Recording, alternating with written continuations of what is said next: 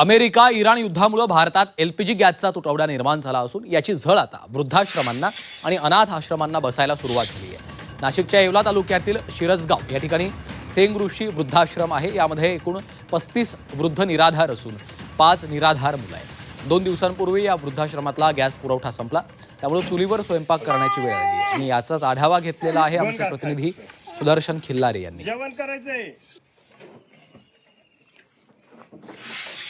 नाशिकच्या येवल्यातील सेंग ऋषी वृद्धाश्रमामध्ये जवळजवळ 35 ते 40 निराधार वृद्ध आश्रय घेत आहेत। मात्र संचालकांना गॅस पुरवठा होत नसल्यामुळे त्यांना आता यांच्या जेवणाचा प्रश्न निर्माण झाला आहे। जर लवकर गॅस पुरवठा झाला नाही तर या निराधार वृद्धांना उपासमारीची वेळ येणार आहे। मात्र संचालकांनी आता सध्या लाकडं तोडून चुलीवरती स्वयंपाक सुरू केलेला आहे।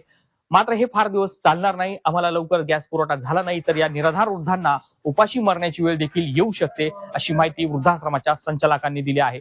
शासन आता यांच्या मागणीकडे किती गांभीर्याने पाहतं हे महत्त्वाचं ठरणार आहे। सुदर्शन खिल्लारे, झी मीडिया, येवला, नाशिक। गॅसची टंचाई अत्यंत आहे, कारण गॅस नसल्यामुळे या आमच्या संचालकाला जीव घालण्याचा आमचा खूप मोठा प्रॉब्लेम होतो। पण तरी आम्हाला ते काहीही करून आम्हाला जेवायला दोन वेळचं जेवण, नाश्ता, चहा हे सगळं आम्हाला व्यवस्थित मिळतंय।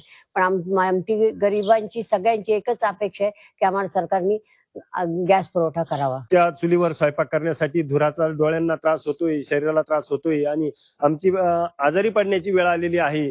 आणि शासनाला मी विनंती करतो, कारण ह्या आजी आजोबांना जर आम्ही स्वयंपाक नाही करून खाऊ घालू शकलो तर अन्न पाणी वाचून तडफडून मरतील। म्हणून मी सरकारला हात जोडून विनंती करतोय की सरकारने आम्हाला गॅस टाक्या तरी पुरवावा।